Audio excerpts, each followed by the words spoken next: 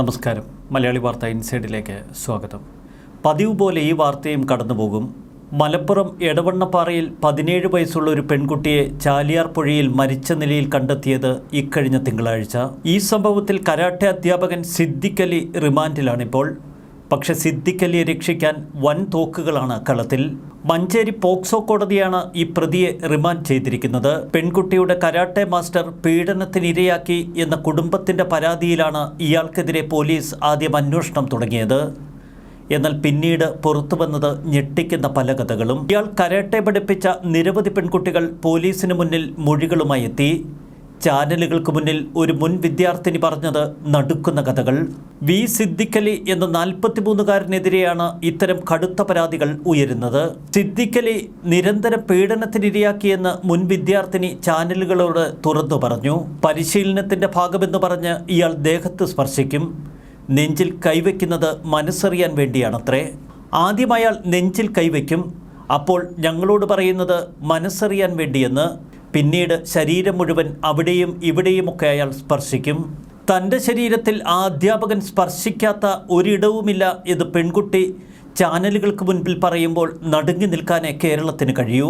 സ്വന്തം മകളെപ്പോലെ നോക്കുമെന്നാണ് ഇയാൾ കുട്ടികളുടെ മാതാപിതാക്കളോട് ആദ്യമേ പറയുക. താൻ പരമഗുരുവാണെന്നും അർപ്പണ മനോഭാവമുള്ള കുട്ടികൾക്ക് ഈ പരമഗുരുവിൻ്റെ സാന്നിധ്യം ലഭിക്കുകയുള്ളൂ എന്നുമൊക്കെ ഇയാൾ കുട്ടികളോട് പറയും. ഇയാളിൽ നിന്നുണ്ടായ ദുരനുഭവങ്ങളെക്കുറിച്ച് പോലീസിൽ പരാതി നൽകിയപ്പോൾ ഇയാളുടെ അഭിഭാഷകൻ പിതാവിനെ ഭീഷണിപ്പെടുത്തിയെന്നൊക്കെ ഒരു കുട്ടി ചാനലുകളോട് പറഞ്ഞു.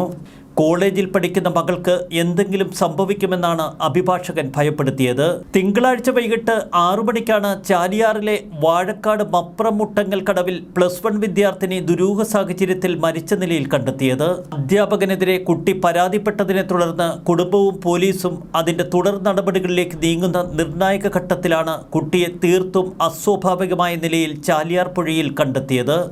ഉടൻ തന്നെ നാട്ടുകാരും കുടുംബവുമൊക്കെ ദുരൂഹത ആരോപിച്ച് രംഗത്ത് വന്നു. തുടർന്നാണ് പോക്സോ കേസ് ചുമത്തി ഊർക്കടവ് സ്വദേശിയായ കരാട്ടെ അധ്യാപകൻ റിമാൻഡിലായത്. കുട്ടികളോട് മോശമായി പെരുമാറിയതിനെ തുടർന്ന് മുൻപും ഇയാൾക്കെതിരെ പോക്സോ കേസുകൾ എടുത്തിരുന്നു. അന്വേഷണത്തിന്റെ ഭാഗമായി സിദ്ദിഖ് അലിയുടെ കീഴിൽ കരാട്ടെ പരിശീലിച്ച മുഴുവൻ വിദ്യാർത്ഥികളിൽ നിന്നും മൊഴിയെടുക്കുമെന്നാണ് പോലീസ് പറഞ്ഞത്. പഠിക്കാൻ മിടുക്കിയായിരുന്നു മരണമടഞ്ഞ വിദ്യാർത്ഥിനി. കരാട്ടെ എന്ന പേരിൽ ഇയാൾ എന്തു പരിശീലനത്തിനാണ് ഇറങ്ങിത്തിരിച്ചത്? കുട്ടിയെ ഇയാൾ പീഡനത്തിന് ഇരയാക്കിയിരുന്നുവെന്ന് കുടുംബം പരാതി നൽകിയിരുന്നു. കരാട്ടെ അധ്യാപകൻ സിദ്ദിഖ് അലിയെക്കുറിച്ച് ഇത്തരത്തിൽ നിരവധി പരാതികളാണ് ഇപ്പോൾ ഉയർന്നു വരുന്നത്. മറ്റൊരു പോക്സോ കേസിൽ അറസ്റ്റിലായ സിദ്ദിഖ് അലി അയാളുടെ കീഴിലേക്ക് പിന്നെയും എന്തിനാണ് ഇത്തരത്തിൽ പെൺകുട്ടികളെ പരിശീലനത്തിനായി അയക്കുന്നത്? ഇത്തരം വൃത്തികെട്ട ജന്മങ്ങളെ അധ്യാപകന്മാർ എന്ന് വിളിക്കുക വയ്യ. സിദ്ദിഖ് അലിയെപ്പോലെയുള്ള പുഴുക്കുത്തുകൾ ധാരാളമുണ്ട് ഇത്തരം പരിശീലക മേഖലകളിൽ. പ്രത്യേകിച്ച് കരാട്ടെ പോലെയുള്ള പരിശീലനങ്ങൾക്ക് കുട്ടികളെ അയക്കുമ്പോൾ മാതാപിതാക്കൾ കുറച്ചുകൂടി ജാഗ്രത പാലിക്കണം. ചൂഷണത്തിനുള്ള ഉപാധിയായി ഇത്തരം പരിശീലനങ്ങളെ ഇവർ കാണുന്നു. തങ്ങളുടെ അടുക്കലെത്തുന്ന കുട്ടികളെ പലതരത്തിൽ പ്രലോഭിപ്പിച്ച് ഇവർ പീഡനത്തിന് ഇരയാക്കുന്നു എന്നതിൻ്റെ കൃത്യമായ തെളിവുകളല്ലേ പുറത്തു വരുന്നത്. മാധ്യമങ്ങൾ ഇക്കാര്യത്തിൽ കുറച്ചുകൂടി ജാഗ്രത പുലർത്തണം. സിദ്ദിഖ് അലിയെപ്പോലെ കൊടും കുറ്റവാളികൾ കുടുങ്ങുമ്പോൾ അതിൻ്റെ തുടർ വാർത്തകൾ നൽകുകയും അയാൾക്ക് ശിക്ഷ ഉറപ്പുവരുത്തുകയും ചെയ്യേണ്ട ഉത്തരവാദിത്വം പൊതുസമൂഹത്തിനുണ്ട്. പോലീസും ഉണർന്നു പ്രവർത്തിക്കേണ്ടിയിരിക്കുന്നു. മലപ്പുറത്തെ ഈ സംഭവം നമുക്ക് ഒട്ടനവധി സന്ദേശങ്ങളാണ് പകർന്നു നൽകുന്നത്. കുട്ടികളെ എത്രമാത്രം സൂക്ഷിച്ചു വേണം ഇത്തരം പരിശീലനങ്ങൾക്ക് അയക്കാൻ എന്നതിൻ്റെ പ്രത്യക്ഷ ഉദാഹരണമാണ് ഈ സംഭവം.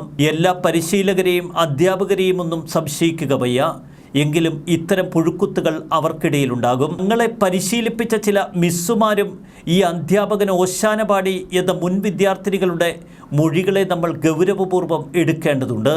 സിദ്ദിഖ് അലി എന്ന ഈ കാലപാടൻ അകത്തു തന്നെ കിടക്കേണ്ടതുണ്ട്. പ്രത്യേകിച്ച് കൊച്ചു പെൺകുട്ടികളെ പീഡിപ്പിക്കുന്ന വാസനയുള്ള ഇയാളെപ്പോലെയുള്ള കൊടും ക്രൂരന്മാർ. ന്യൂസ് ഡെസ്ക് മലയാളി വാർത്ത ഇൻസൈഡ്.